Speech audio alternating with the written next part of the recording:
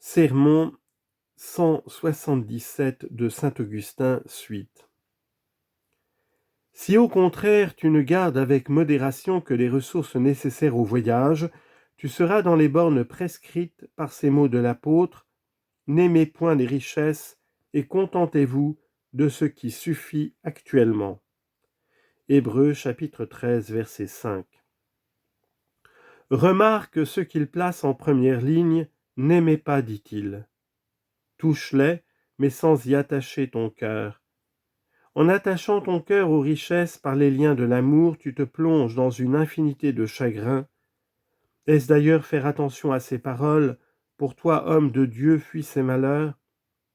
Il n'est pas dit laisse, abandonne, il est dit fuis comme on fuit un ennemi.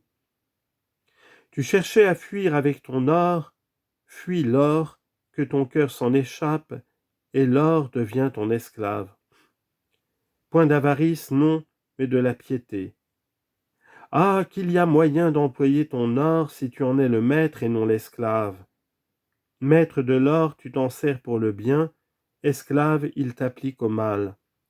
Maître de l'or, tu donnes des vêtements qui font louer le Seigneur, esclave, tu dépouilles et tu fais blasphémer Dieu. Or c'est la passion qui t'en rend l'esclave et la charité qui t'en affranchit. Fuis donc, sans quoi tu seras asservi. Pour toi, homme de Dieu, fuis. Point de milieu, on est ici fugitif ou captif.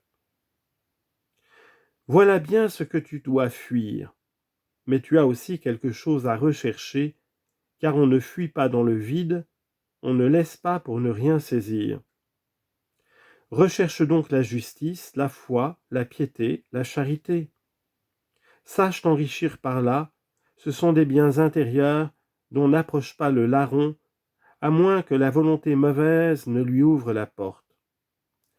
Garde avec soin ce coffre-fort qui n'est autre que ta conscience, richesse précieuse que ne pourront te ravir ni larron ni ennemi si puissant qu'il soit, ni les barbares ni les envahisseurs, non, pas même le naufrage. Car en y perdant tout, tu sauverais tout. Quoique dépouillé de tout à l'extérieur, n'avait-il rien l'antique patriarche qui disait: le Seigneur a donné, le Seigneur a ôté, comme il a plu au Seigneur, ainsi il a été fait, que le nom du Seigneur soit béni. Job, chapitre 1, verset 21.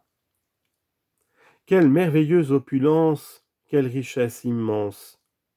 Il était privé de tout, mais rempli de Dieu, privé de tout bien qui passe, mais rempli de la volonté de son Seigneur.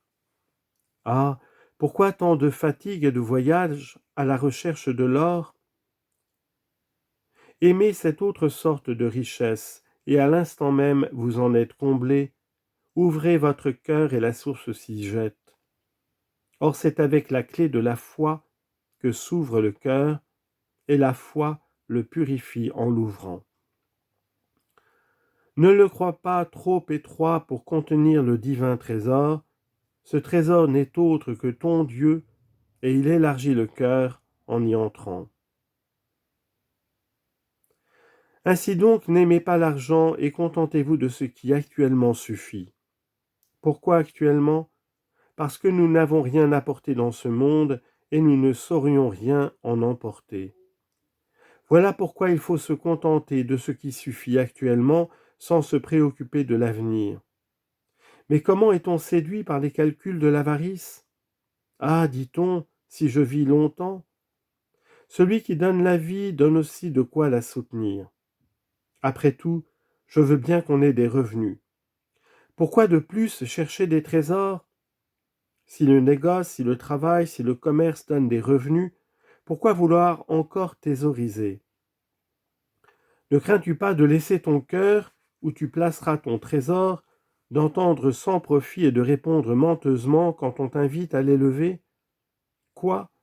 Lorsque tu réponds à cette parole sacrée, lorsque ta voix y applaudit, ne sens-tu pas en toi ton cœur même t'accuser?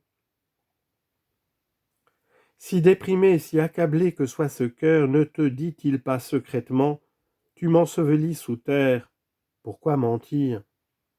Ne te dit-il pas encore, ne suis-je pas, où est ton trésor? Oui, tu mens. Mentirait-il le maître qui a dit, où sera ton trésor, là aussi sera ton cœur? Matthieu 6, 12.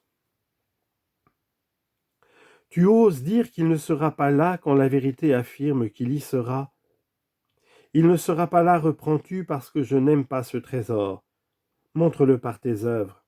Tu ne l'aimes pas, mais tu es riche. Ta réflexion et ta distinction sont justes.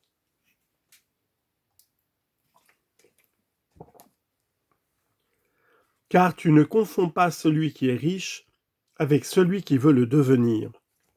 Et l'on ne peut nier qu'il n'y ait entre l'un et l'autre une différence sérieuse, d'un côté l'opulence, de l'autre la passion.